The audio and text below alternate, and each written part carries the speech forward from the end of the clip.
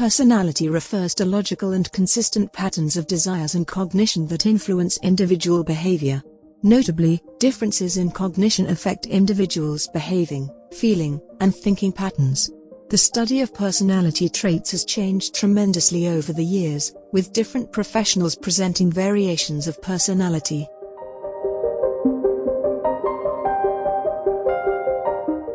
The earliest research on personality dates back to ancient Greece, where Hippocrates, a Greek physician, used binaries to define temperaments. The resulting hypothesis contained two sets of temperaments, that is, hot versus cold and moist versus dry. This classification of temperaments resulted in four humours, namely, cold-dry, cold-moist, hot-dry, and hot-moist. According to Maronda, the Hippocratic model, which dates back to 400 BC, first defined the four types of temperaments known today, that is, sanguine, melancholic, choleric, and phlegmatic. These four types of temperaments would later be advanced, or replicated, by Hans Eysenck. The documentation of personality was accompanied by Plato's, Aristotle's student, who included relevant literature in his works. According to Dumont, most of the principles contained in contemporary personality psychology originated from Plato's oeuvre. The principles of ancient developmentalism, as described by Plato, Aristotle, the Stoics, and austere Epicureans, are credited for the ethos and thinking patterns in modern Western societies. Classical Greek and Roman writings re-emerged in the Renaissance and were included in the major philosophical patterns of the Enlightenment era. The Renaissance refers to a period in European history dating back to the 15th and 16th centuries, which marked the transition from the Middle Ages to modernity and was characterized by the attempts to revive and outshine the achievements of the classical antiquity. The classical antiquity describes the period between the 8th century BC and the 6th century AD in the Mediterranean Sea that comprised of interacting civilizations of the ancient Greece and Rome. The Age of Enlightenment dates back to the 17th and 18th centuries in Europe and was characterized by the emergence of intellectual and philosophical movements. The Enlightenment Age raised the focus on personal happiness, the pursuit of evidence and logic-based knowledge, and the ideals surrounding liberty, constitutional governance, as well as separation of the church from the state. Dumont documents Plato's emphasis on the development of characters from genetics and childhood, with the severity of punishment presenting the likelihood of breaking a child's spirit and making them dysfunctional. Plato developed four types of personalities, that is, dianoetic or rational or reasoning, noetic or intuitive or idealistic, pistic or sensible or guardian, and diconic or artistic. Rational people rely on logic, intuitive people rely mostly on feelings and commonly ignore reasoning, sensible people are well-balanced in acting in accordance with wisdom, and artistic people are mental-focused and free-spirited. Plato highlighted how personality influences a person's physical wellness, but the connection between personality and physical wellness was not as common until the emergence of phrenology, which was popularized by the Phineas Gage case.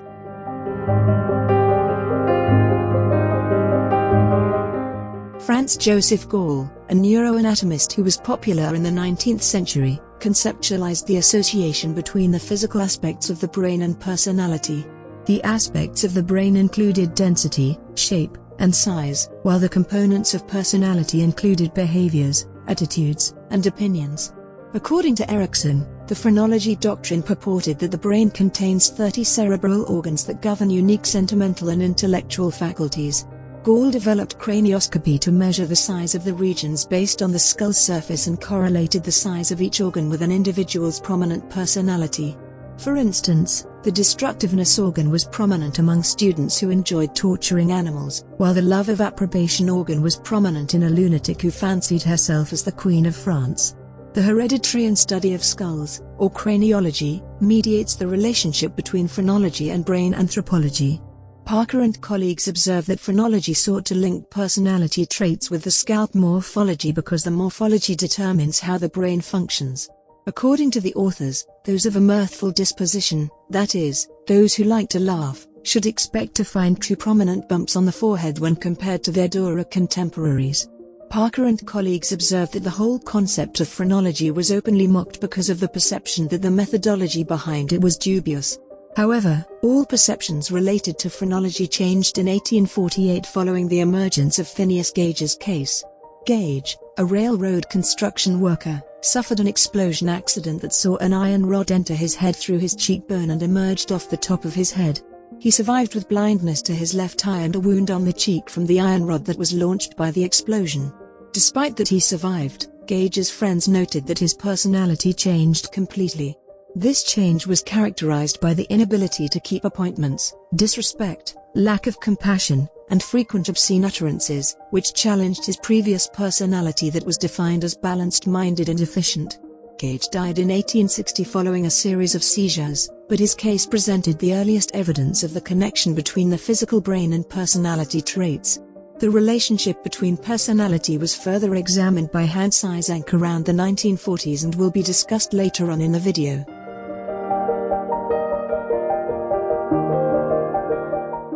Sigmund Freud was an Australian neurologist and developer of psychoanalysis, a psychological concept of treating psychopathology through conversations between a psychoanalyst and the patient. Psychoanalysis as an approach to psychopathology treatment focuses on how experiences shape people's behaviors and thinking patterns. Freud went on to divide the mind into three categories, namely, the id, the ego, and the superego. Ivartzi observes that the Freudian theory of personality examines how unconscious and primal id conflicts with the superego, as well as how the ego mediates between them. Freud's psychoanalysis examines how personalities influence individuals' actions and how characters could be in constant conflict. The id, which is the primal part of the mind, operates on instincts and informs survival.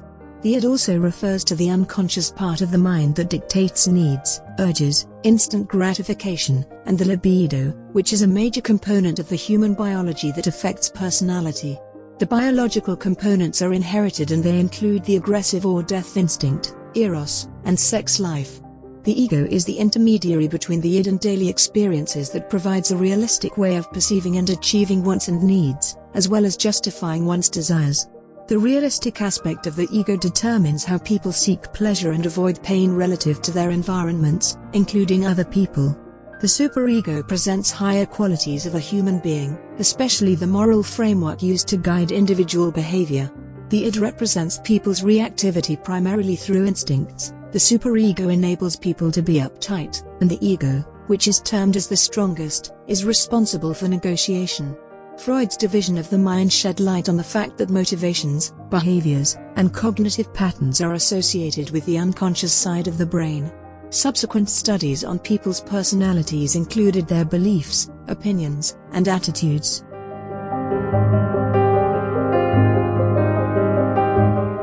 Carl Jung, a Swiss psychiatrist who was inspired and mentored by Freud, presented a set of dichotomous variables that developed categories in which people's personalities could be defined. Jung basically categorized people into introverts and extroverts. On the one hand, introverts rely on internal energy and are comfortable in solitude. On the other hand, extroverts are outgoing individuals who thrive on interpersonal interactions. Introversion and extroversion as personality traits have gradually changed from being binary at the time of development to a spectrum in modern psychology. The terms introversion and extroversion do not describe how people act or behave, but instead, how individuals self-reflect and understand themselves. Part of perceiving introversion and extroversion as a spectrum is based on the fact that the reliance on internal and external energy is greatly influenced by environmental factors, especially types of situations. For example, people tend to be introverted in new environments or around people they are not used to, while they are extroverted around familiar surroundings with people they know. Jung also listed thinking, feeling, sensation, and intuition as the primary psychological functions. All these functions are fundamental for both introverts and extroverts.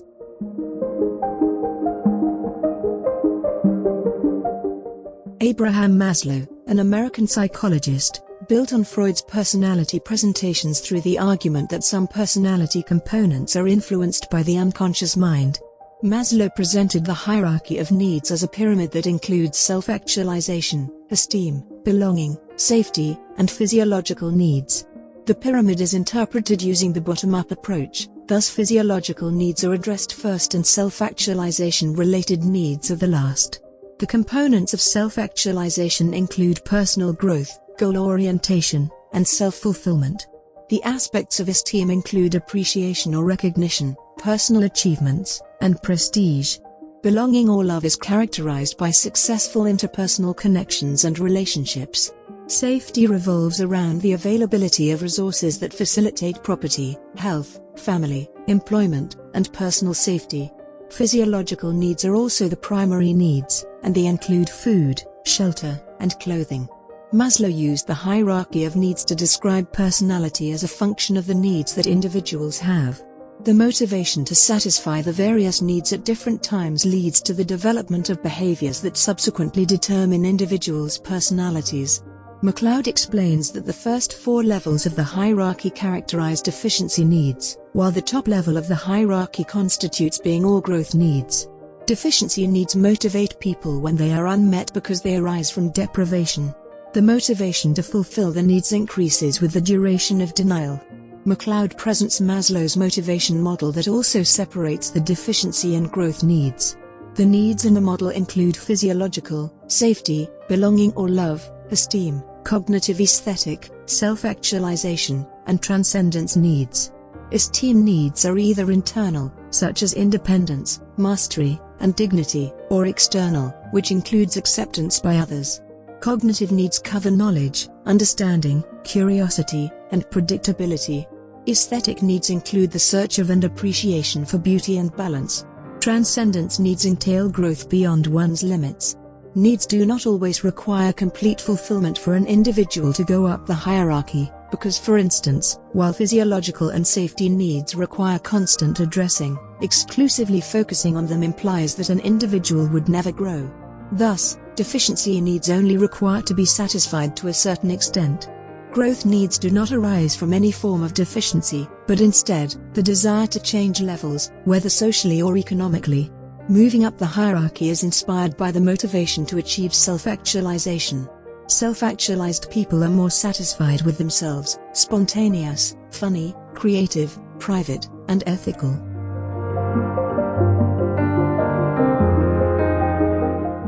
Carl Rogers, an American psychologist, supported Maslow's presentation of personality as an outcome of the desire to fulfill personal needs. However, Rogers disagreed with Maslow's simplistic, solitary-oriented presentation of the relationship between fulfilling needs and people's personalities. Rogers argued that instead of motivations to fulfill personal needs influencing behavior and personalities, individual personalities determine the approaches used to fulfill needs. Thus, Rogers shifted the perception of personality as a function of traits and characteristics to a concept that could easily be defined.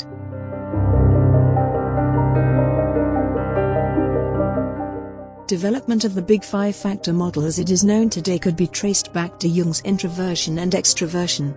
Hans Eysenck, a German psychologist, using Jung's presentation of personality, hypothesized extroversion and neuroticism as the definitive personality traits. The degree of highness or lowness of these traits in individuals is used to determine their personalities. Extroversion is characterized by liveliness, activity, thrill-seeking, and sociability, while introversion is associated with tender-mindedness, introspectiveness, sensitivity to pain and seriousness. Neurotic individuals are exposed to experiencing negative effects such as depression, emotional instability, irritability, self-consciousness, anger, and anxiety. A third dimension of personality defined by the psychologist is impulse control versus psychoticism, which greatly involves emotion, thereby often ignored or included into neuroticism. Psychoticism is linked to insensitivity, cruelty, creativity, solitude, aggression, and lack of empathy. Ravel asserts that Eysenck strove to integrate behavior genetics, psychophysiology, cognitive psychology, aesthetics, and psychometrics into a unified theory of personality and individual differences. Ultimately, Eysenck defined personality as a function of actual or potential behavioral patterns that are either environmental or hereditary. Personality originates and develops through the interaction of the behavior pattern categories, that is, the cognitive or intelligent category, the cognitive or character category, the affective or temperament category, and the somatic or constitutional category. Character refers to already tested personal characteristics, while traits are consistent qualities exhibited by individuals irrespective of the situation. Temperament explores the hereditary components of personality, including irritability and sensitivity. The four basic temperaments derived from Eysenck's extroversion and neurotic personality presentations, and also recognized by the Greek in the early times, include melancholic, choleric, phlegmatic, and sanguine. Melancholic individuals are introverted and unstable, with common characteristics including being moody, anxious, pessimistic, reserved, and quiet. Choleric persons are extroverted and unstable, with their characteristics including touchy, excitable, impulsive, irritable, hot-tempered, and active. Phlegmatic people are introverted and stable, with their characteristics including passive, reliable, and calm. Sanguine individuals are extroverted and stable, and sanguine characteristics include sociable, respective, lively, and leadership. Eysenck, just like in the phrenology era, drew a relationship between people's personalities and their physical bodies.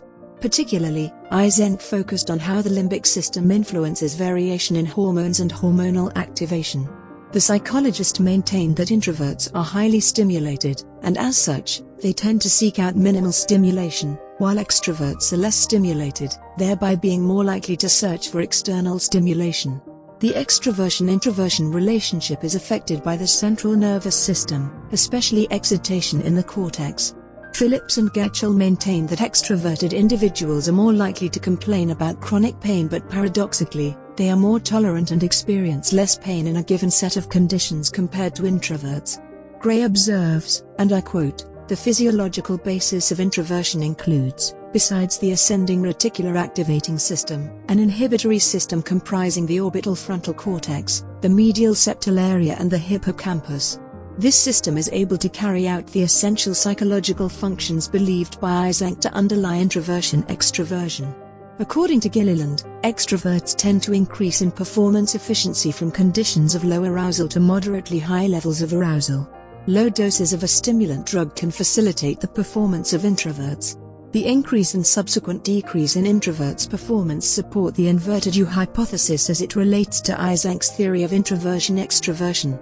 Neuroticism is commonly linked to the patterns through which the autonomic nervous system reacts to stimuli. Reza and colleagues state that highly neurotic individuals are characterized by a deregulated autonomic nervous system. Cohen and colleagues maintain that there is a positive relationship between neuroticism and brain activity, especially when anticipation is registered in areas associated with processing cognitive and emotional pain. These areas include the parahippocampus, insula, thalamus, and anterior cingulate cortex. Drabant and colleagues list the hypothalamus, periaqueductal gray, caudate, precentral gyrus, thalamus, insula, ventrolateral PFC, dorsomedial PFC, and ACC as some of the areas of the brain involved in cognitive and emotional pain anticipation. Thus, high neuroticism is associated with brain engagement in emotional and cognitive appraisal areas when anticipating pain, with the activity in these areas reducing during actual pain. Servos and colleagues assert, and I quote, "Differences in brain activation were found to be associated with neuroticism during fear learning, anticipation of aversive stimuli, and the processing and regulation of emotion."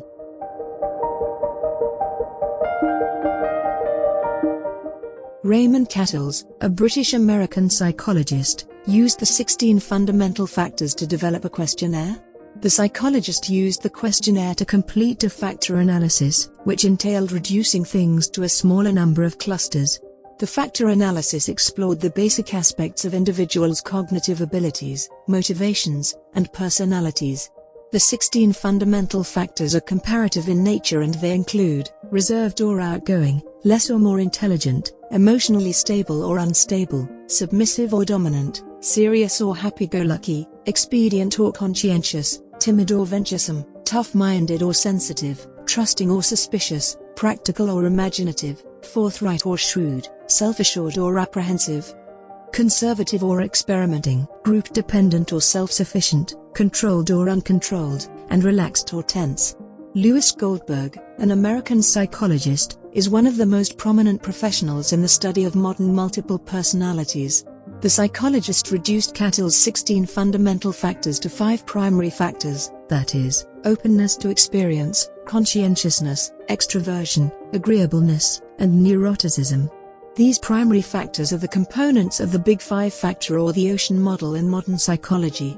The model is central to modern personality research, but additional components of personality research include the presentation of traits as a spectrum as opposed to being standalone variables, accounting for the effect of time and environmental changes on personality, and emphasis on the connection between biology and personality. Robert McCrae and Paul Costa are some of the most popular personality researchers who have documented the validity of the ocean model.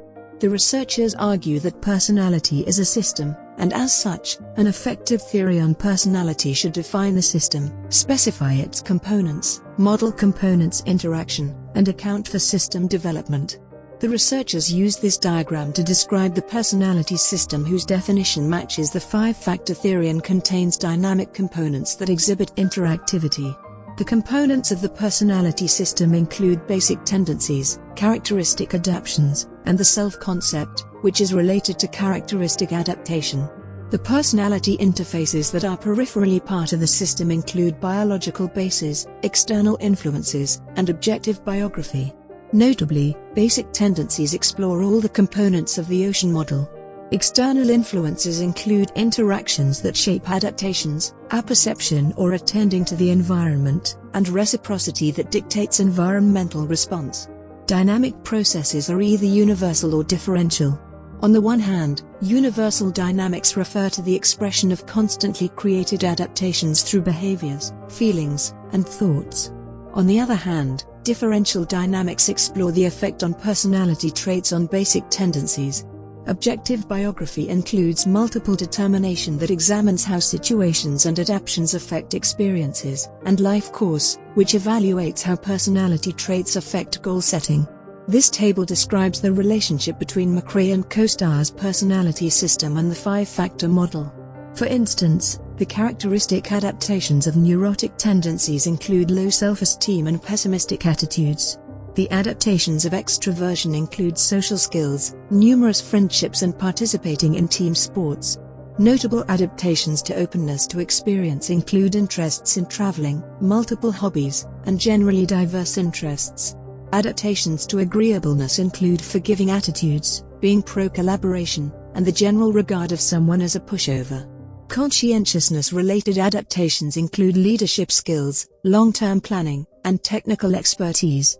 The ocean model assumes the basics of the trait theory, which suggests that actions, feelings, and thought patterns could be used to characterize individuals, traits could be examined quantitatively, and traits show cross-situational consistency.